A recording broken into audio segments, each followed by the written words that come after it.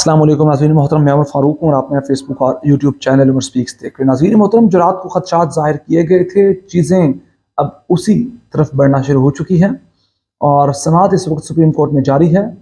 और उस समाअत के दौरान बड़े दिलचस्प किस्म के सवालात, रिमार्क्स दिए जा रहे हैं, दलाइल दिए जा रहे हैं। और जो रिमार्क्स हैं, जो सवालात हैं, जिस तरह की गुफ्तगू इस वक्त हो रही है, पाकिस्तान की तारीख़ में ऐसा केस कभी नहीं हुआ। और उसी गुफ्तगू की वजह से जो हालात हैं इस वक्त हसास किस्म के, कोई उस बारे में एक लफ्ज़ भी अदा करना पसंद नहीं करेगा। सहमे में लोग डरे हुए हैं। तो अदालत में इस तरह से गुफ्तगू होना अब उन्हीं ख़तरात को ज़ाहिर कर रही है जिस पर रात को फैसल वावड़ा ने बात की थी। रात को फैसल वावड़ा से दुनिया न्यूज़ के प्रोग्राम पर कामरान शाहिद की जानिब से पूछा गया कि अगर ये जो 9 मई का वाक़या हुआ, जो लोग शामिल थे, अगर उनके हक़ में फ़ैसला आता है और जो मिलिट्री कोर्ट्स हैं उनके ख़िलाफ़ फ़ैसला आता है, तो क्या रद्द-ए-अमल होगा आर्मी चीफ़ का। तो फैसल वावड़ा ने दो टोक अल्फाज में कहा कि जनाब, ये जो मामला है ना 9 मई वाला, और इस दौरान जो शोहदा थे जिनकी बेहुरमती की गई, तो आर्मी चीफ़ के लिए रेड लाइन है। आर्मी चीफ़ इस लाइन को क्रॉस नहीं करने देंगे और अगर मिलिट्री कोर्ट्स के ख़िलाफ़ फ़ैसला आता है तो रौंद दिया जाएगा। फ़ौज का नाम लिया था, फ़ौज रौंद देगी। किसको रौंदेगी, ये अहम तरीन सवाल है। यकीनन जो फैसला देने वाले हैं उनको रौंदेगी। अगेन आज एक तरफ जबकि अदालत के अंदर समाअत हो रही है, केस लगा हुआ है, तो दूसरी जानिब कौमी असम्बली का इजलास जारी। राना सनाउल्लाह आज बोले हैं, कल ख्वाजा आसिफ बोले थे। आज राना सनाउल्लाह ने कहा कि जनाब वाला हम इस केस को नहीं मानेंगे। इससे पहले रात को वज़ीर आज़म के मुआविन ख़ुसूसी ने कह दिया कि हम इस केस का कोई फ़ैसला आता है तो उसको हम नहीं मानेंगे। ये बेंच है, ये तो बेंच को हम मानते ही नहीं हैं। वो जो एक फ़ैसला था कि फुल कोर्ट बेंच बने या 184 की जो शिक 3 है उसके तहत चीज़ें चल नहीं रही, तो हम इस चीज़ को नहीं मानेंगे। तो आज अदालत के अंदर क्या हुआ, ये सबसे अहम तरीन बात है, ये आपको बताएंगे। और खदशात जो ज़ाहिर किए फैसल वावड़ा ने, उस तरफ कौन सी चीज़ें बढ़ रही हैं, अदालत के अंदर क्या बातें हुई, और ये भी इस तरह की बातें हो रही हैं कि मिलिट्री कोर्ट्स के अंदर किन के ट्रायल चलाए जा सकते हैं, किन हालात में चलाए जा सकते हैं, और इस वक्त जो लोग हिरासत हैं क्या उनके ट्रायल मिलिट्री कोर्ट्स में हो सकते हैं या नहीं। इस टॉपिक पर खुलकर बड़ी सेंसिटिव गुफ्तगू हो रही है, जो आप अदालत के बाहर कभी नहीं कह सकते, इन कैमरा के सामने भी नहीं कह सकते। वो बातें आज हो रही हैं, इसीलिए ये व्लॉग बहुत ज़्यादा इंपॉर्टेंट होने जा रहा है। उसके बाद फिर इमरान खान के लिए पेशावर के अंदर एक बहुत बड़ा सरप्राइज़, सलीम साफ़ी इस चीज़ को शेयर करते हैं। वो कहते हैं जनाब, इतना बड़ा सरप्राइज़ आने वाला है कि इमरान खान को लग पता जाएगा। और इस वक्त जो जनरल अयूब के जनाब, वो कहते हैं जानशीन, उन्होंने जो परवेज़ खट्टर को शोकॉज़ नोटिस जारी किया है, उसका रिज़ल्ट कुछ ऐसा आएगा कि इन्हें पिछले तमाम सरप्राइजेस भूल जाएंगे। पूरी डिस्कशन करेंगे सारे मामले पर। और इससे पहले मेरी आपसे रिक्वेस्ट है कि अगर आपने मेरा चैनल सब्सक्राइब नहीं किया तो प्लीज़ मेरे चैनल को सब्सक्राइब कर लीजिए, बेल आइकन पर क्लिक करें ताकि बर वक्त आपको मेरी वीडियोज़ मिलती रहें। ये दो हेडिंग्स हैं। सबसे पहले कहा जा रहा है कि जनाब वाला कमांडिंग ऑफिसर कैसे सिविलियंस की हवालगी का मुतालबा कर सकता है, ये सुप्रीम कोर्ट कहती है। फिर उसके बाद दूसरी हेडिंग जो खबर मैंने आपसे शेयर करनी है, फौज चार्ज कर सकती है लेकिन ट्रायल तो सिविल अदालत में ही चलेगा, सुप्रीम कोर्ट। ये दो इस वक्त ऐसे बयानात हैं, रिमार्क्स हैं, जिनसे जाहिर होता है कि वो जो फैसल वावड़ा ने रात को बात की थी, चीज़ें उस तरफ बढ़ जाएंगी तो उसका रिजल्ट क्या होगा वो काफ़ी ज़्यादा इंटरेस्टिंग हो सकता है।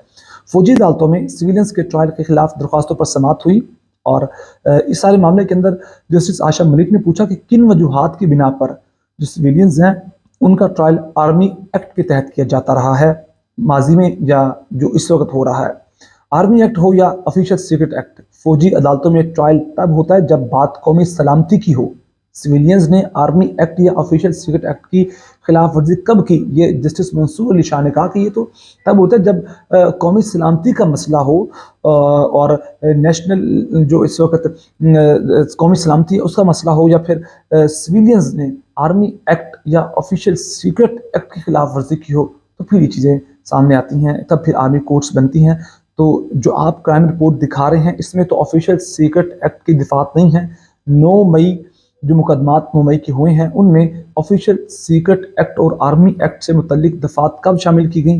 जस्टिस मज़ाहिर अली अकबर नकवी ने कहा कि जो FIRs काटी गई हैं उसके अंदर ये बात नहीं बताई गई कि इन्होंने ऑफिशियल सीक्रेट एक्ट या आर्मी एक्ट की खिलाफ वर्जी की है, तो किस तहत इनका मुकदमा मिलिट्री कोर्ट्स में चलाया जा रहा है। फिर जस्टिस मज़ाहिर अली अकबर नकवी ने सवाल किया, तो उन्होंने कहा कि आपके दलाइल की बुनियाद ये है कि किसके पास इख्तियार है कि वो सिविलियंस का फौजी अदालत में ट्रायल करे। जस्टिस इजाजुल एहसन के रिमार्क्स, اور پھر اس سارے معاملے کے اندر وہ کہتے ہیں کہ فیصل صدیقی جو وکیل ہیں سول سوسائٹی کی جانب سے، وہ کہتے ہیں ہم نہیں کہتے کہ لوگوں کا سخت ٹرائل نہ ہو، انسداد دہشت گردی عدالت سے زیادہ سخت ٹرائل کہاں ہو سکتا ہے؟ وہ کہتے ہیں ATC جو انسداد دہشت گردی کی عدالتیں ہیں وہاں ٹرائل ہو، سول عدالتوں میں ٹرائل ہوں، وہ ایک کرنل بیٹھ کر کیوں سنے گا جناب والا سویلینز کو، اور سخت کیسے سزا دی جا سکتی ہے؟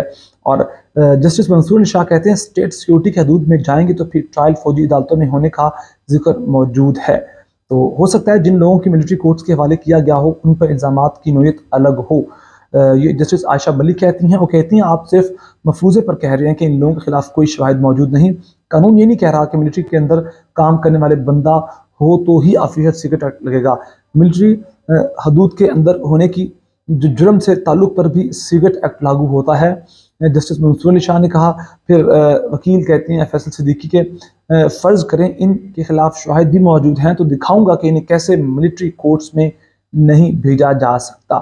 تو منصور علی شاہ نے کہا کہ آپ سے 2 سوال پوچھ رہے ہیں، اس پر آئیں اور جواب دیں کہ جناب والا کہ اس پروسیس پر آرمی ایکٹ کا اطلاق کیسے ہوگا، آرمی کے اندر اس فیصلے کے تک کیسے پہنچا جاتا ہے کہ فلاں بندہ آرمی ایکٹ کے تحت ہمارا ملزم ہے، پروسیجر بتائیں نا کہ کن چیزوں کے تحت آپ کہتے ہیں کہ جناب ان نے یہ کانڈ کیا، یہ کارنامہ کیا جو آرمی ایکٹ کے خلاف جاتا ہے، یہ ہمارا ملزم ہے۔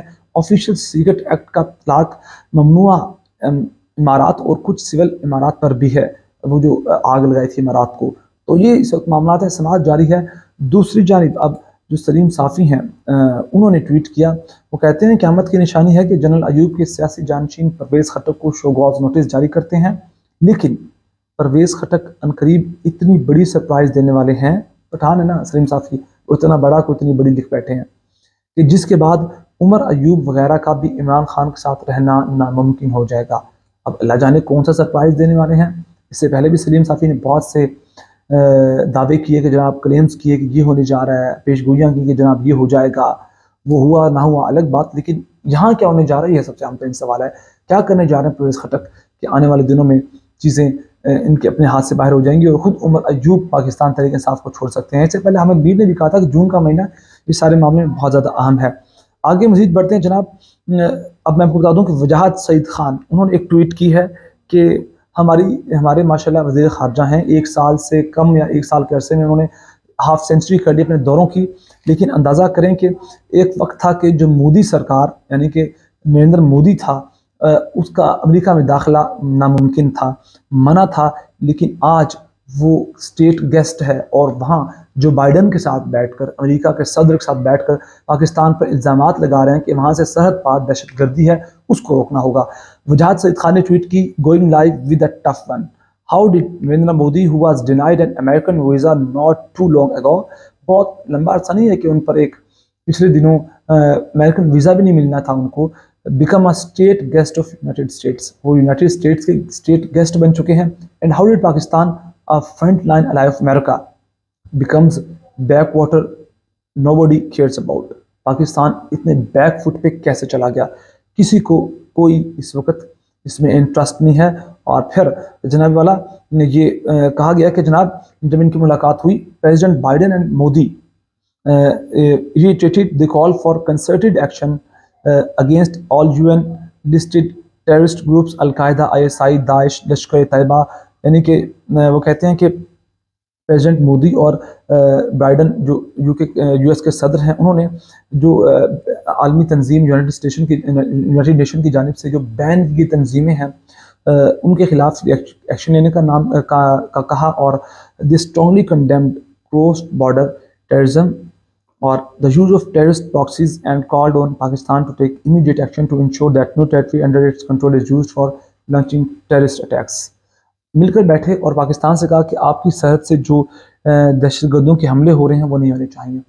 جب عمران خان کی حکومت تھی تو اس وقت اس طرح کے کوئی بھارت کی جرت نہیں تھی اور نہ ہی امریکہ نے اس طرح کے بیانات دیے تھے۔ آج جب سرکار اپنا وزن نہیں اٹھا سکتی ہے اور معاملات اتنے خراب ہیں کہ اپنے اندر کے معاملات خراب ہیں، باہر کے نظر ڈالیں گے تو پھر دشمن ایسے ہی آپ پر الزامات لگائیں گے دہشت گردی کے اور آپ سے ڈو مور کا مطالبہ کریں گے۔ یہ معاملات تھے جو آپ سے شیئر کیے۔ اس سارے معاملے پر آپ کی اپنی کیا رائے، نیچے کمنٹ سیکشن میں آپ اپنی رائے دے سکتے ہیں۔ اپنا بہت سارا خیال رکھے گا، ہمیں دعا میں یاد رکھے گا۔ اللہ کے بعد